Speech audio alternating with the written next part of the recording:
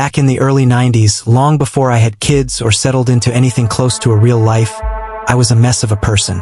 I had a girlfriend then, and to me she was everything. I believed we'd spend forever together. But one afternoon I came home early and walked straight into a scene that shattered that illusion. She was in bed with a coworker. No yelling, no pleading. I just grabbed what mattered, stuffed a bag, and walked out. Within the hour, I was driving down the highway until I reached a roadside motel about 15 miles out of town. It wasn't the first one I passed, but it looked safer than the others, like I'd wake up with my car still in the lot. I paid for a week up front, asked the front desk where the nearest liquor store was, and spent the night drowning myself in vodka. By morning, the hangover was so brutal that I dumped the half-full bottle down the sink. I realized liquor wasn't going to fix anything. After grabbing a greasy burger from a joint nearby, I went back to the room and crashed for a few hours. Around 9:30 at night, I woke up groggy, took a long shower, and thought I'd kill the evening with some TV and maybe a pizza if delivery reached this far out. But when I stepped back into the room, I heard shouting outside. Peeking through the curtains, I spotted a woman at the edge of the lot, screaming at the clerk. Curiosity got the better of me. I went outside, lit a cigarette, and pretended not to stare, but the closer I listened, the less entertaining it became. She wasn't yelling random nonsense. She was shouting about how we all had to leave, that everyone there was about to die. At first I thought she was unhinged, but there was something in her voice, some raw panic, that made me hesitate. The clerk tried calming her, promising to call the cops, but she barked back that the police couldn't stop what was coming. They'd just end up dead too. Other guests started gathering, peeking out of rooms, drifting onto the balconies. Parents pulled their kids back inside, but a few people lingered nervously. One man even jingled his car keys like he was ready to bolt. I could feel it too, that strange infection of fear, the nagging thought. What if she was telling the truth? The standoff grew worse. People muttered to call the cops, but the tension wasn't just annoyance. It was dread. The clerk tried to reassure the crowd, but that only set the woman off. She lunged, grabbed his arm, and sank her teeth into it. His scream cut through the lot as blood darkened his sleeve. Shocked gasps rippled through the crowd, and several guests retreated quickly inside. Somehow he broke free, stumbling back toward the office, while she staggered to her feet again, shouting that we were all doomed. That's when the manager stormed out, a pistol in hand, warning her to back down because police were already on their way. She shrieked even louder, swearing the cops would die just like everyone else. For a moment she froze at the sight of the gun, then whipped around and locked eyes on a young couple upstairs with a baby in their arms. Her voice cracked as she begged them to hand over the child so at least it could be spared. She sprinted toward the staircase. The father moved to block her, and when she swung wildly, he shoved her hard enough to knock her down a few steps. She scrambled up again, wild-eyed, about to charge when flashing lights flooded the lot. A patrol car pulled in, siren whooping once. The manager dropped the pistol and raised his hands while one officer approached him to secure the weapon. The second officer headed for the woman, who was still screaming prophecies of doom. Guests leaned from balconies, curtains twitched, everyone waiting for the next move. My gut twisted. If she was just a lunatic, the night would end in cuffs. If not, maybe none of us were leaving. The cops tried reasoning with her, but reason had no place in her state of mind. She was trembling, tears streaking her face, begging us all to run while we still could. When the officer edged closer, she backed away, then darted toward the line of parked cars. He followed, hand near his holster, still trying to de-escalate. Her shrieks grew higher, claiming that death was already on its way. The raw terror in her voice rattled the crowd. I watched one family pile into their car and peel out of the lot. Others froze, torn between logic and panic. Near the edge of the lot, the cop caught up to her. For a heartbeat, she seemed to waver, maybe about to give up. But then she snatched a rock from the gravel and flung it at him. It thudded harmlessly against his vest, but that was enough. He drew his weapon, ordering her to the ground. She refused, voice breaking as she screamed one last warning, "They're here!" and then rushed him. The gunshots cracked sharp against the night, bouncing off the motel walls. She crumpled to the pavement. Gasps and cries erupted. Children wailed, adults recoiled. The officers rushed to her side, confirmed she was gone, then tried to calm the shaken crowd. They urged everyone back to their rooms, said it was over. But it didn't feel over. The fear she'd spread clung to the air like smoke. Guests retreated behind doors, curtains, whispers. I stayed outside, smoking until my fingers ached, staring at the dark patch where she had fallen. The sound of her last scream wouldn't leave my head. Everyone wrote her off as crazy. Maybe she was. But standing there in the quiet aftermath, I couldn't shake the thought that maybe she had been the only one who knew what was really coming.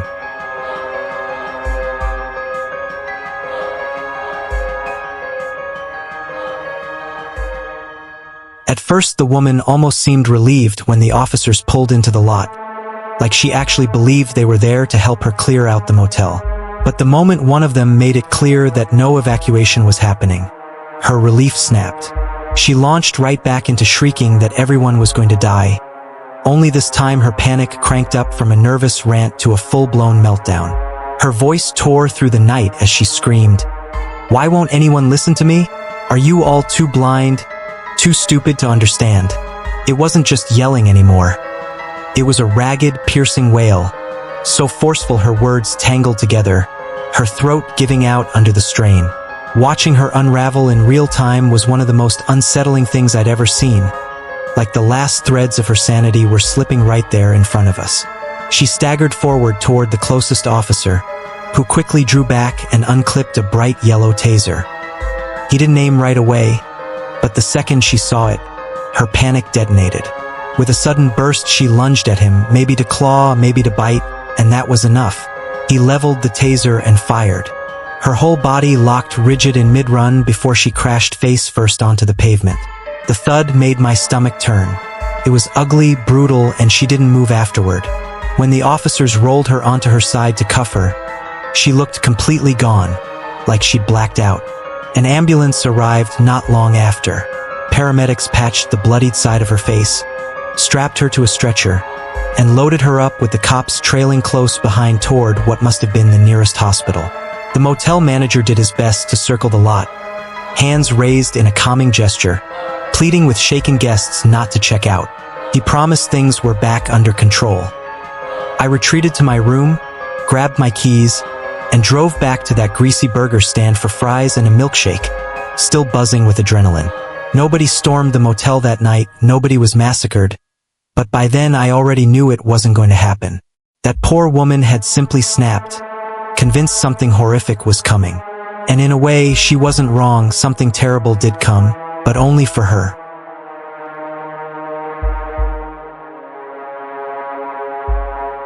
The older man gestured toward the bed, suggesting that we make ourselves comfortable.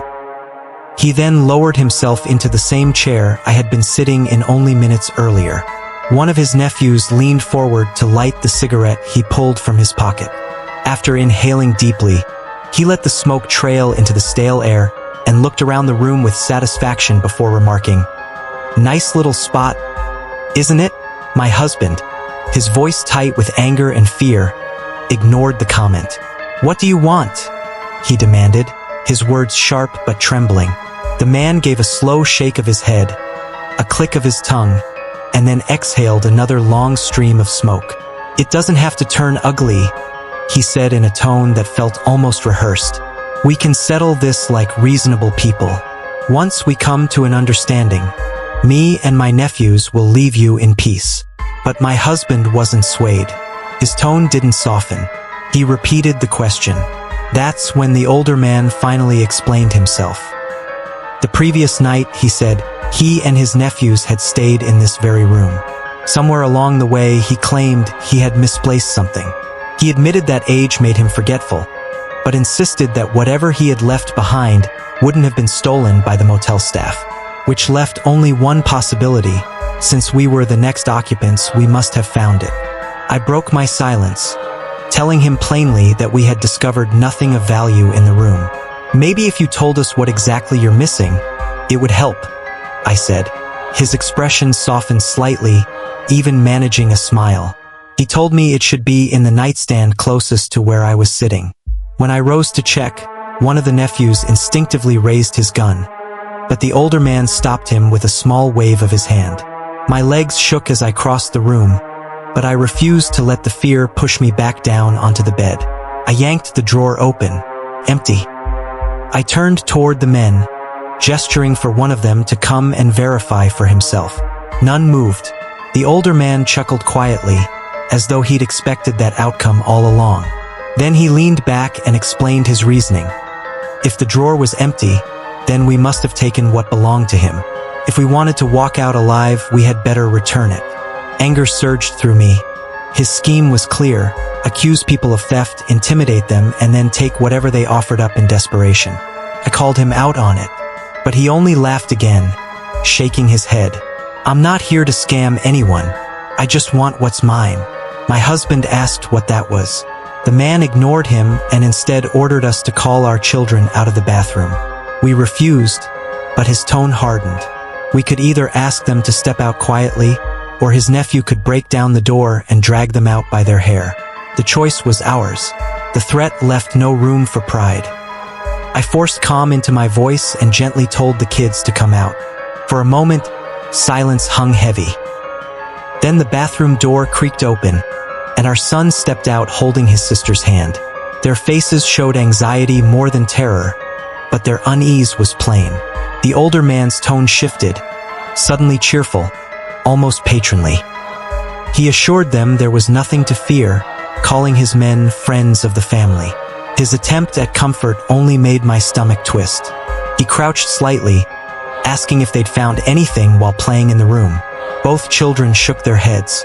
He pressed again, smiling. You wouldn't lie to me, would you? But their answers never changed. When he turned back to us, the false warmth was gone. You realize the position you're putting me in? He asked coldly. Something in me snapped, trembling, but furious. I shot back that it was impossible to sympathize with him when he was putting us in the most terrifying moment of our lives. His smile vanished entirely.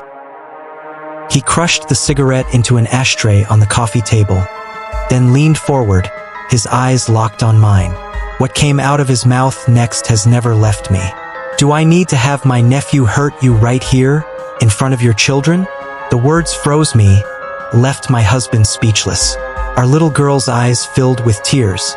She whispered, "Please don't shoot them," her small voice breaking the room's silence. The man replied almost soothingly, as though explaining to a child, that he didn't want to do that, but mommy and daddy had taken something that wasn't theirs. Our son stayed quiet, holding his sister close as she began to cry. Then, with a flash of irritation, the man looked at us again. "See what you've done? You've made her cry." His voice dropped, harsh and chilling. "Don't make me quiet her by force." My husband's rage boiled over. He leaned forward, growling, "You lay one hand on her." But before he could finish, the armed nephew raised his weapon, pointing it directly at him. The older man barked at us to stay calm, insisting he didn't want to upset the girl further. I glanced at her, burying her wet face in her brother's pajama shirt. That's when I noticed my son's hand slipping into his pocket, searching. Slowly, he drew something out. The room went still. In his palm was a ring, gold, heavy, with a massive ruby at its center, surrounded by tiny diamonds that caught the dim light. He held it up silently, as if saying, "This is what you want, isn't it?" Relief crashed through me so hard I nearly sobbed. My husband dropped his head into his hands, whispering something like a prayer. The older man's lips curved into a broad, predatory smile, followed by a low laugh. "Still got it," he muttered to his men. He beckoned my son forward. Every nerve in me screamed in protest as my boy gently pushed his sister aside and walked toward the man. I whispered, "Please don't hurt them." The older man hushed me with a patronizing smile and extended his hand. My son placed the ring in his palm, then turned to run back. But before he could, the man's hand snapped around his wrist, jerking him back so they stood face to face. My son froze, terror etched across his face. My husband managed a hoarse, "Please, don't." I couldn't move, rooted to the spot, praying the man would keep his word now that his ring was back in his possession. The man kept hold of my son's wrist, his voice low and unsettling as he said, "I'm not going to hurt you, kid. What you did wrong wasn't taking something. It was taking it from the wrong man." My son didn't respond. He just stared up at him, eyes wide, frozen in fear. The older man chuckled, almost amused by his silence, and leaned down until they were nearly eye to eye. With a casual flick of his hand, he gave my son a light slap on the cheek. "He's got guts," he said with a grin. "Reminds me of myself when I was his age." Finally, he loosened his grip and let my boy's arm go.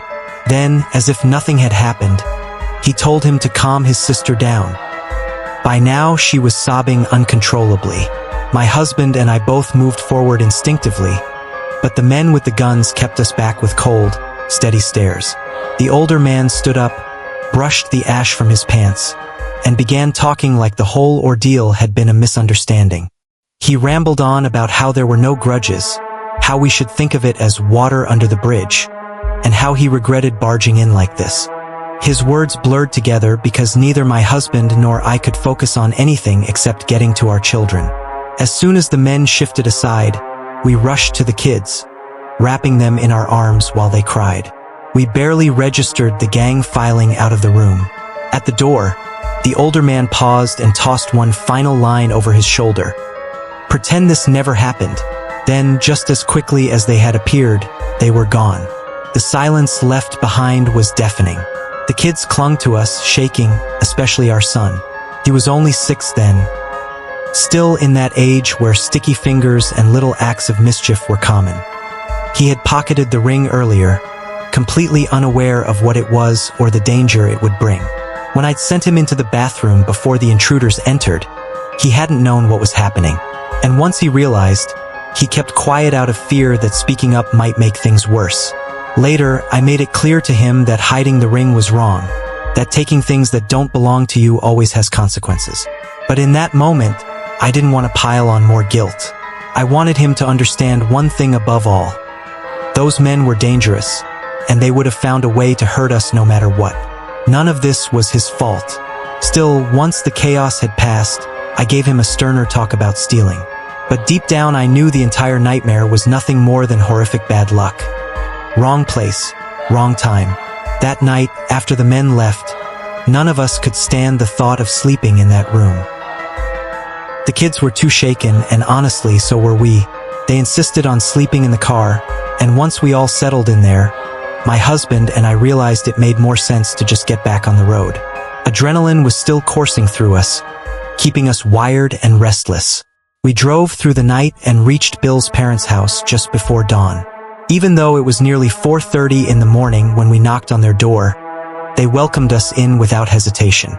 Once we explained what had happened, they completely understood. To this day, that night remains the single most terrifying experience of my life. I have never felt such raw fear as when I thought one of my children was about to be hurt in front of me. As a mother, I wouldn't wish that kind of dread on anyone, not even my worst enemy. It's the sort of horror that's hard to put into words, and one I pray I'll never live through again. People in town like to call her Little Miss Reverie. Nobody ever explained why. It was just one of those odd nicknames that sticks without meaning. To outsiders, it might have sounded almost sweet, but if you really knew her, you'd realize there was nothing sweet about her life. Behind that name was a woman who carried bruises inside and out. Her husband kept her small, kept her scared, kept her convinced she had no way out. Every day with him was a battle she never asked for. He was the kind of man who smiled in public, shook hands at church, and then turned cruel the second the door shut behind him. The kind of man who needed to remind everyone in his house who held the power. And she endured it, because what else could she do? She had no money of her own, no family nearby, no safe corner to run toward. The neighbors whispered. They saw the shadows under her eyes, the marks she tried to cover with makeup, The way she flinched whenever someone raised their voice. They suspected, but suspicion is easy to ignore when it's not your fight. Nobody stepped in. Nobody offered her more than a polite smile and a quick change of subject. In that silence, she became invisible. But being invisible didn't mean she wasn't breaking. Each day chipped at her a little more, until the bright-eyed girl she once had been was gone, replaced by someone who barely recognized herself. And yet, there was a fire still buried in her, however dim. A stubborn spark that refused to die, even if it meant waiting years for a chance. Her husband never noticed it. He thought he had her spirit crushed so completely that she would never rise again. But he underestimated her. That spark waited, smoldering, until one day it finally caught flame.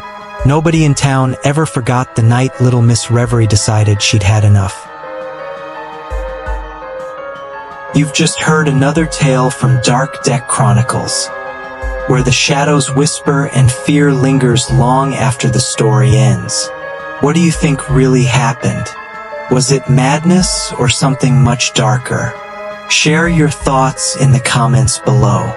Don't forget to like and subscribe for more horrors waiting just beyond the edge of light. Until we meet again, keep the lights on, if you dare. Dark Deck Chronicles, where every shadow has a story.